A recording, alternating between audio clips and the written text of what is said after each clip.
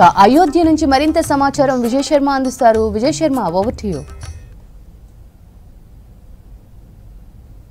నెరవేరబోతుంది అయోధ్య బాలరాముడు రామ్లల్లా విగ్రహ ప్రతిష్టాపనకు సందర్భంగా అయోధ్యపురం మొత్తం కూడా ఎక్కడికక్కడ ఆధ్యాత్మిక శోభను సంతరించుకుంది. బాలరాముడి విగ్రహ రూప దర్శనం కోసము దేశవ్యాప్తంగా ప్రజలందరూ ఎదురు చూస్తున్న తరుణంలో మరికొన్ని గంటల్లోనే రామ్లల్లా విగ్రహ ప్రతిష్టాపన మహోత్సవం జరగనుంది. ఇప్పటికే అయోధ్య పురికి అనేక మంది ప్రముఖులు చేరుకున్నారు. యూపీ సీఎంతో పాటు తెలుగు రాష్ట్రాలకు సంబంధించినటువంటి పలువురు ముఖ్య అతిథులు కూడా అయోధ్యకు చేరుకోవడం జరిగింది. మరికొన్ని గంటల్లో ప్రధాని మోడీ అయోధ్య ఏదైతే వాల్మీకి విమానాశ్రయము నేరుగా ఇక్కడ నుంచి అయోధ్య నుంచి 15 కిలోమీటర్ దూరంలో వాల్మీకి విమానాశ్రయం ఉంటుంది. అక్కడికి ప్రధాని మోడీ రానున్నారు. అక్కడి నుంచి హెలీప్యాడ్ ద్వారా రామ జన్మభూమికి ప్రధాని మోడీ చేరుకోనున్నారు. ఆ తర్వాత మధ్యాహ్నము 12:05 నుంచి 12:55 వరకు అంటే దాదాపు 50 నిమిషాల పాటు ప్రధాని మోడీ రామ్లల్లా విగ్రహ ప్రతిష్టాపన మహోత్సవంలో పాల్గొన్నారు. మొత్తం కూడా అయోధ్యపురం ఎటు చూసినా కూడా భక్తుల జన సందోహంతో కనిపిస్తున్నది. అద్భుతమైనటువంటి పూలతో అయోధ్యపురాన్ని అలంకరించారు. ఎక్కడ చూసినా రామనామము అయోధ్యలో మారుమోగుతున్నటువంటి పరిస్థితి మనకు కనబడుతున్నది. మొత్తం కూడా చాలామంది భక్తులకు సంబంధించి కూడా వివిధ ప్రాంతాల నుంచి తరలి వచ్చిన వారందరినీ కూడా పోలీసులు ఎక్కడికక్కడే నిలిపివేశారు. ఎందుకంటే విపరీతమైనటువంటి విఐపీల తాకిడి ఉంది. బందోబస్తు కూడా ఆ స్థాయిలో ఉంది. మొత్తం 7,000 విఐపీలు అయోధ్య పురికి చేరుకోనున్నారు. అయోధ్యలో ఇప్పుడు ప్రస్తుతం ఉన్నటువంటి సిచ్యువేషన్ పిక్ అండ్ డ్రాప్ సిస్టమ్ను అమలు చేస్తున్నారు యూపీ సర్కార్. ఎందుకంటే చాలా వరకు పెద్ద ఎత్తున భారీ కాన్వాయ్లు అయోధ్య పట్టణానికి చేరుకున్నాయి. దీంతోపాటు ఎయిర్పోర్ట్లో అంటే లక్నో కానీ ఇటు అయోధ్య వాల్మీకి మహర్షి విమానాశ్రయంలో 100 హెలీప్యాడ్ చార్టెడ్ ఫ్లైట్లు కూడా దిగనున్నాయి. సో పిక్ అండ్ డ్రాప్ సిస్టాన్ని అయోధ్యలో మొత్తం అమలు చేస్తున్నారు. విఐపీలను దించిన వెంటనే వాహనాలన్నీ తిరిగి మళ్ళీ అయోధ్యపురి దాటి వెళ్తున్నాయి. అదేవిధంగా చార్టెడ్ ఫ్లైట్లకు సంబంధించి అయోధ్య చుట్టుపక్కల ఉన్నటువంటి ఎయిర్పోర్ట్లు అంటే వారణాసి కానీ అదేవిధంగా బీహార్ లక్నో ఎయిర్పోర్ట్లలో చార్టెడ్ ఫ్లైట్లు అంటే విఐపీలను దించిన వెంటనే మళ్ళీ అక్కడ పార్కింగ్ చేసుకునే విధంగా పిక్ అండ్ డ్రాప్ సిస్టాన్ని మొత్తం అయోధ్యలో అమలు చేశారు. ఎందుకంటే పెద్ద ఎత్తున స్వామీజీలు సాధువులు అందరూ కూడా రామ మందిరానికి చేరుకోవడం జరిగింది. బాలరాముని దర్శనం కోసం ప్రతి ఒక్కరు కూడా ఎంతో ఆధ్యాత్మికతను ఎదురు చూస్తున్నారు. చాలామంది కూడా అంటే లోపల ప్రతిష్టకు సంబంధించి మనం చూసుకున్నట్టయితే దాదాపు 12:29 నుంచి 12:30 వరకు అంటే 84 సెకండ్ల పాటు రామ మందిర ప్రతిష్ట జరగనుంది. ఇప్పటికే ఎవరైతే ప్రతిష్ట చేస్తున్నారో 14 దంపతులకు సంబంధించి 14 మంది దంపతులను ప్రతిష్టలో కూర్చోబెట్టారు. ఆ 14 మంది దంపతుల తర్వాత వారు ప్రతిష్ట హోమ కానీ ఇతరత్ర కార్యక్రమాలన్నీ చేస్తున్నారు. మహాపూర్ణావతి కార్యక్రమంలో వాళ్ళు పాల్గొంటారు. ఆ తర్వాత ప్రధాని మోడీ ఏదైతే బాలరామునికి అక్కడ రామ్లల్లా విగ్రహానికి కళ్ళకు కట్టిన వస్త్రాన్ని తొలగించి రాముని యొక్క విగ్రహ ప్రతిష్టాపన పూర్తి చేస్తారు. మొత్తం కూడా అయోధ్య పరిసర ప్రాంతాల్లో ఎటు చూసినా కూడా కాషాయ దండు కాషాయమయమైపోయింది. ప్రతి ఒక్కరు కూడా శ్రీరాముడిని దర్శించుకోవడానికి ఎంతో ఆసక్తిగా ఇక్కడ ఎదురు చూస్తున్నారు. సో విఐపీలకు సంబంధించి అందరూ ఎక్కడి వారు అక్కడ వెళ్ళిన తర్వాత వారి వెహికల్స్ కూడా తిరిగి పార్కింగ్ ప్రదేశానికి పంపిస్తున్నారు. రామ మందిరం మొత్తం కూడా 2.77 ఎకరాల విస్తీర్ణంలో మొదటి అంతస్తు నుంచి నిర్మించడం జరిగింది. మొత్తం అయితే ఇది 79 ఎకరాల స్థలం అయినప్పటికీ ప్రధాన మందిరం మాత్రం 2.77 ఎకరాలలో నిర్మించడం జరిగింది.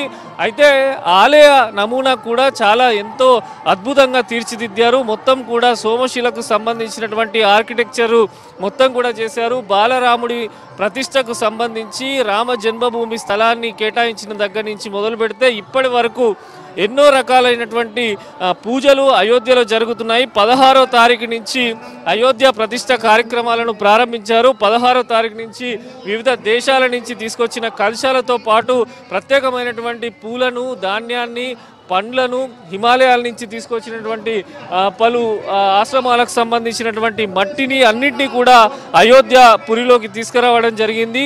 రామ మందిర ప్రారంభోత్సవ సందర్భంగా ఇక్కడ అఖండ కీర్తనలు కూడా ఆలపిస్తున్నారు. మొత్తం 50 రాష్ట్రాలకు సంబంధించినటువంటి కల్చరల్ ప్రోగ్రామ్స్ వారి రాష్ట్రాల్లో ప్రత్యేకమైనటువంటి కల్చరల్ ప్రోగ్రామ్స్ను కూడా కళాఖండాలకు సంబంధించి కూడా ఇక్కడ ఆలపిస్తున్నారు. మనం చూస్తున్నాం లైవ్లో విజువల్లో. చాలా వరకు అయోధ్య పట్టణంలో ప్రత్యేకమైనటువంటి డయాస్లను ఏర్పాటు చేశారు. ఎక్కడికక్కడ అంటే ఏ రాష్ట్రానికి సంబంధించిన కళాకారులు ఆ రాష్ట్రాల కళా ప్రదర్శన చేసే విధంగా మొత్తం కూడా ఏర్పాట్లు చేయడం జరిగింది. మొత్తం కూడా అయోధ్యలో జరుగుతున్నటువంటి పూజా కార్యక్రమాలు అయోధ్యపురం మొత్తం వినిపించేలా ప్రత్యేకమైనటువంటి సౌండ్ సిస్టమ్ను ఏర్పాటు చేశారు మొత్తం. ఎందుకంటే 7,000 మంది అతిథులు ఈ రామ మందిర ప్రారంభోత్సవంలో పాల్గొంటున్నారు కనుక ప్రతి ఒక్కరికి ఇబ్బందులు కాకుండా సెక్యూరిటీ పరంగా కూడా మొత్తం కూడా అయోధ్యలో పోలీసులు భారీగా బందోబస్తును ఏర్పాటు చేశారు. మధ్యాహ్నం 12:05 నుంచి 12:55 వరకు 50 నిమిషాల పాటు ప్రాణ ప్రతిష్టకు సంబంధించినటువంటి క్రతువు పూజలు జరగనున్నాయి. బాలరాముడి విగ్రహ ప్రతిష్టాన్ని ప్రధాని మోడీ చేయనున్నారు. వేద మంత్రోచ్చారణలు మంగళ వాయిద్యాల మధ్య బాలరాముడి ప్రతిష్ట జరగనుంది. మహాక్రతువులో దాదాపు అతిథులు చాలా మంది పాల్గొంటున్నారు కనుక వారందరినీ ఏదైతే రామ మందిరం ముందర ఉన్నటువంటి అక్కడ ప్రత్యేకంగా కుర్చీలు వేసి కూర్చోపెట్టడం జరిగింది. మొత్తం కూడా అయోధ్యకు సంబంధించి వివిధ ప్రాంతాల నుంచి పెద్ద ఎత్తున కూడా కానుకలు అదేవిధంగా పూలు పండ్లు అన్ని రకాల కూడా అందాయి. రామ్లల్లా విగ్రహం ప్రతిష్ఠించాక మొత్తం కూడా దర్శనం ఎలా కల్పిస్తారనేది చాలా వరకు కూడా భక్తులు ఎదురు చూస్తున్న తరుణంలో మొత్తం రామ మందిర కమిటీ చీఫ్ నృపేంద్ర మిశ్రా కూడా ఇందాకనే ఒక ప్రకటన కూడా చేయడం జరిగింది. భక్తులు ముందుగా ఏదైతే నిర్మించినటువంటి ఆలయ ప్రధాన ద్వారం నుంచి లోపలికి వెళ్ళిన తర్వాత అక్కడ ఒక ప్రత్యేకమైనటువంటి సెక్యూరిటీ చెక్ పోస్ట్ను ఏర్పాటు చేశారు. అక్కడి నుంచి లోపలికి వెళ్తారు. మొత్తం 5 నిర్మాణాలతో పాటు పవిత్ర గర్భగుడి ఉంటాయి. అంటే రామ్లల్లా విగ్రహాన్ని ప్రతిష్ఠించే రామ మందిరంలో దీంతో పాటు మరొక 5 నిర్మాణాలను చేపడుతున్నారు. మొత్తం కూడా గర్భగుడికి సంబంధించి అద్భుతమైనటువంటి అలంకరణ చేశారు. అయితే గతంలో చాలామందికి మనం భక్తులతోని వాళ్ళతో మాట్లాడినప్పుడు వారికి అనేక సందేహాలు కూడా వారు వెల్లడించారు. పాత విగ్రహము ఇప్పుడు ఏదైతే మొన్నటి వరకు భక్తులకు దర్శనమైనటువంటి పాత విగ్రహానికి సంబంధించి కూడా ఆ పాత విగ్రహాన్ని అక్కడనే ఉంచనున్నారు. సో కొత్తగా రామ్లల్లా విగ్రహ ప్రతిష్టాపన దర్శనం పూర్తయిన తర్వాత భక్తులు కూడా పాత విగ్రహాన్ని దర్శించుకునే విధంగా ఏర్పాట్లు చేశారు.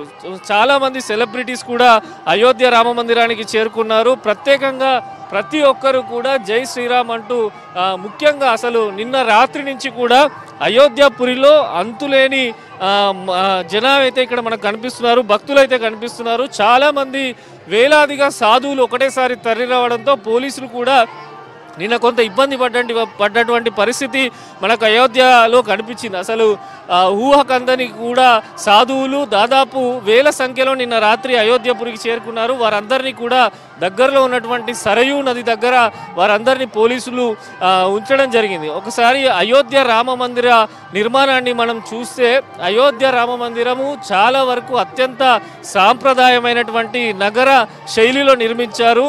మందిరం పొడవు మొత్తం కూడా 380 అడుగులు ఉంటుంది, వెడల్పు 250 అడుగులు ఉంటుంది, ఎత్తు 161 అడుగులు ఉంటుంది. సో ఆలయంలో 3 అంతస్తులు నిర్మించడం జరిగింది. ఒక్కొక్క అంతస్తు 20 అడుగుల ఎత్తు ఉంటుంది. మొత్తం ఆలయం మనం చూస్తే రామ మందిర నిర్మాణాన్ని చూస్తే 392 స్తంభాలను లోపల ఏర్పాటు చేశారు. ప్రధానంగా ఆలయ నిర్మాణం అంటే ఆలయానికి మొత్తం కూడా 44 దర్వాజాలను ఏర్పాటు చేశారు. అంటే విశేషంగా ఎందుకంటే రామ మందిరానికి సంబంధించి అనేక మార్గాలు ఉన్నాయి. ఆ మార్గాలలో భక్తుల తాకిడిని బట్టి ఆ డోర్లను కూడా ఏదైతే ఆ దర్వాజాలను కూడా ఓపెన్ చేసి లోపలికి పంపించేలా ఏర్పాట్లు జరిగాయి. మళ్ళా లోపల కూడా అనేకమైనటువంటి మండపాలను ఏర్పాటు చేశారు రామ జన్మభూమి తీర్థ ట్రస్ట్ వాళ్ళు. నృత్య మండపం కానీ, రంగమండపం కానీ, సభా మండపం కానీ, ప్రార్థనా మండపం కానీ, కీర్తన మండపం కానీ వీటన్నిటిని కూడా ఏర్పాటు చేయడం జరిగింది. ఆలయ నిర్మాణంలో ఒక ఇనుప ముక్కను కూడా ఇక్కడ కూడా వాడలేదు. ఎన్ని ప్రకృతికి సంబంధించిన వైపరీత్యాలు వచ్చినా తట్టుకునేలా ఏర్పాటు చేశారు. మొత్తం కూడా శ్రీరామ జన్మభూమి తీర్థ ట్రస్ట్ వారు ఆలయ నిర్మాణానికి సంబంధించి 2020 నుంచి కార్యక్రమాలన్నీ కూడా మొదలైనాయి. భక్తులకు సంబంధించి ఎటువంటి ఇబ్బందులు లేకుండా ఆలయ నిర్మాణం అయితే పూర్తి చేశారు. మరోపక్క ఆలయ లోపలికి వెళ్ళగానే ఎందుకంటే రామ పరివారం అంటే చాలా పెద్దది. వాల్మీకి మహర్షి రామాయణంలో పేర్కొన్న విధంగా రాముని యొక్క బాల్యం నుంచి ఆయనే అడవికి అరణ్యవాసము పట్టాభిషేకంకు సంబంధించినటువంటి మొత్తము ఆ రామునికి సహాయకులు ఉన్న రామ పరివారానికి సంబంధించినటువంటి చిన్న చిన్న ఆలయాలను కూడా అయోధ్యలో ఏర్పాటు చేయడం జరిగింది. ఇప్పుడు ఒక్కసారి మనము బాలరాముడు ప్రతిష్ఠించే విగ్రహాన్ని పరిశీలిస్తే దశావతారంలో బాలరాముడి విగ్రహం ఉంది. సో రాముడి ఏదైతే మధ్యలో ఉన్నటువంటి సూర్యుడిని కూడా అక్కడ అమర్చారు. బాలరాముడి విగ్రహం కుడి పక్కన ఆంజనేయుడు, ఎడమ పక్కన చూస్తే గరుత్మంతునికి సంబంధించినటువంటి విగ్రహాలను కూడా అద్భుతంగా చెక్కడం జరిగింది. సో మొత్తం కూడా దశావతారంలో బాలరాముడు భక్తులకు కనువిందు చేయనున్నాడు. మొన్న మనం చూసాం సోషల్ మీడియాలో కొన్ని ఫోటోలు రాగానే దేశవ్యాప్తంగా విస్తృతంగా బాలరాముని యొక్క ఫోటోలు వైరల్ అయినాయి. ఈరోజు రామ్లల్లా విగ్రహం ఎట్లా ఉంటుంది, ఎటువంటి అలంకరణ చేశారు, రాముణ్ణి దర్శించుకోవాలని చెప్పి చాలా వరకు అయితే ప్రజలు ఇక్కడ అయోధ్యాపురం కానీ దేశంలోని వివిధ ప్రాంతాలకు చెందిన వారు కానీ విదేశాల్లో కూడా హిందువులు కానీ పెద్ద ఎత్తున ఎదురు చూస్తున్న తరుణంలో మరికొన్ని గంటలలోనే బాలరాముని యొక్క ప్రతిష్ఠ మహోత్సవం జరగనుంది. మనము ఈ మూమెంట్ చూస్తున్నాం. వీరందరి విఐపి కాన్వాయ్కి సంబంధించి వీరందరినీ విఐపీలను అక్కడ డ్రాప్ చేస్తూ తిరిగి వీరిని పంపిస్తున్నటువంటి విజువల్స్ మనం చూడొచ్చు. దాదాపు వందలాదిగా వెహికల్స్ అయితే అక్కడ రామ జన్మభూమి దగ్గరికి వెళ్ళడం జరిగింది. ప్రతి ఒక్కరికి సంబంధించిన వెహికల్ పార్కింగ్ కూడా సపరేట్గా ఇచ్చారు. వారందరి పిక్ అండ్ డ్రాప్ సిస్టమ్ అమలు అయింది కనుక సో వారికి కేటాయించిన పార్కింగ్లో వారు వాహనాలు పెట్టుకొని మళ్ళీ ఈ పూజా క్రతువు, ఈ ప్రాణప్రతిష్ఠ పూజ అంతా అయిన తర్వాత తిరిగి వారు వెళ్లాల్సి ఉంటుంది. సో ఎక్కడ చూసినా అయోధ్యపురం మాత్రం జై శ్రీరామ్ నినాదాలతో మారుమోగుతున్నది. ఇక్కడ స్వచ్ఛందంగా అనేక మంది సేవా కార్యక్రమాలు చేస్తున్నారు. ఒక్కసారి ప్రతిష్ఠ పూర్తయిన తర్వాత వందలాది మంది భక్తులు అన్నదానం చేసేందుకు కూడా సిద్ధమయ్యారు. అయోధ్యకు వచ్చేటువంటి సాధువులకు కానీ భక్తులకు కానీ వివిధ రాష్ట్రాలకు చెందినటువంటి భోజనాన్ని కూడా అందించనున్నారు. మొత్తము యూపీ ప్రభుత్వానికి సంబంధించి ఈరోజు యూపీలో హాలిడే డిక్లేర్ చేయడం జరిగింది. ఎక్కడ చూసినా కూడా అయోధ్యలో సాంస్కృతిక కళలు వాటితో పాటు ముస్తాబైనటువంటి అయోధ్యపురం మనం చూస్తున్నాం. సో అయోధ్యకు ఒక్కసారి లోపలికి రాగానే భక్తులందరికీ కూడా రామనామం వినిపించేలా ప్రత్యేకమైనటువంటి సౌండ్ సిస్టమ్ ఏర్పాటు చేశారు. అయోధ్యలో ఏర్పాటు చేసిన వీధి దీపాలకు కూడా ఎంతో ప్రత్యేకత ఉంది. ప్రతి ఒక్క స్ట్రీట్ లైట్కు సంబంధించి కరెంట్ పోల్ పైన రాముని నామాన్ని కూడా ఏర్పాటు చేయడం జరిగింది. ఒక్కసారి అయోధ్య పురంలోకి ప్రవేశించగానే భక్తులందరూ కూడా అన్నీ మర్చిపోయి కేవలం రాముని దర్శించుకొని రాముని యొక్క చరిత్రను, రాముని యొక్క గొప్పతనాన్ని, రామ జన్మభూమికి సంబంధించినటువంటి విశిష్టతను తెలుసుకునే విధంగా అన్ని ఏర్పాట్లు అయితే అయోధ్యపురిలో చేశారు. ఈ రోజు మాత్రం కేవలం విఐపీలకు మాత్రమే దర్శనం కల్పించనున్నారు. రేపు ఒక్కసారి ప్రాణప్రతిష్ఠ పూర్తయిన తర్వాత ఇప్పటికే చాలా మందిని కంట్రోల్ చేయలేనటువంటి సిచ్యువేషన్ ఉంది. అనేకమైనటువంటి భక్తులు సాధువులు పెద్ద ఎత్తున ఆల్రెడీ నిన్న రాత్రి అయోధ్యకు చేరుకున్నారు. వారందరినీ ఉదయం నుంచి పోలీసులు ఆపుతున్నప్పటికీ జై శ్రీరామ్ అంటూ ప్రాణప్రతిష్ఠ కోసం వారందరూ ఎదురు చూస్తున్నారు. అయితే రేపు ఉదయము 6 గంటలకు రామ్లల్లా యొక్క విగ్రహాన్ని దర్శనాన్ని సాధారణ భక్తులకు కల్పించనున్నట్టు చెప్పారు. రేపు ఉదయం 6 గంటల నుంచి సాధారణ భక్తులకు దర్శనం ఉండబోతుంది.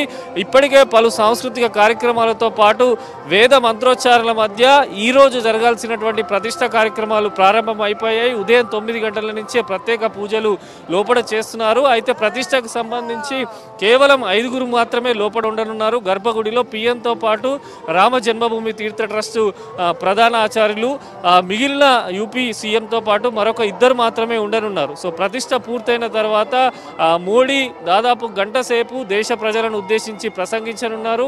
ఆ తర్వాత మోడీ ఇక్కడ దగ్గరలో ఉన్నటువంటి మరొక ఆలయం వెళ్ళనున్నారు. సో మొత్తం కూడా అయోధ్యపురం అయితే ఒక ఆధ్యాత్మిక శోభ సంతరించుకున్నది.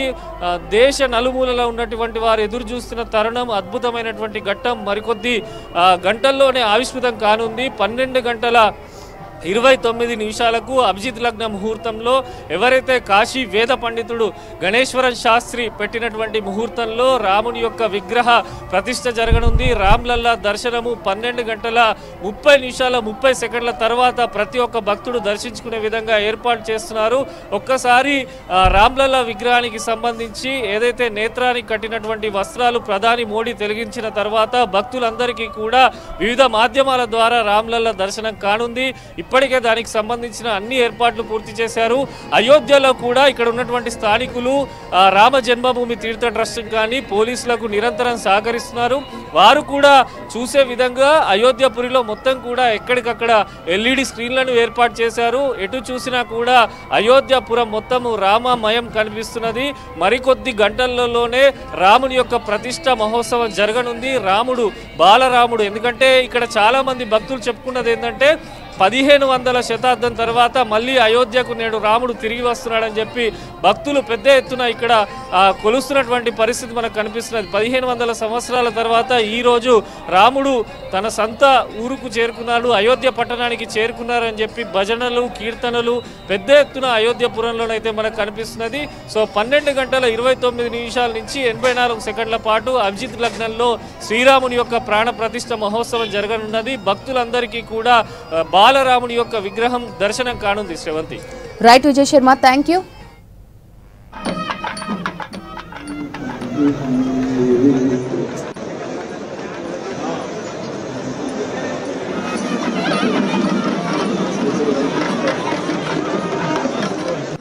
production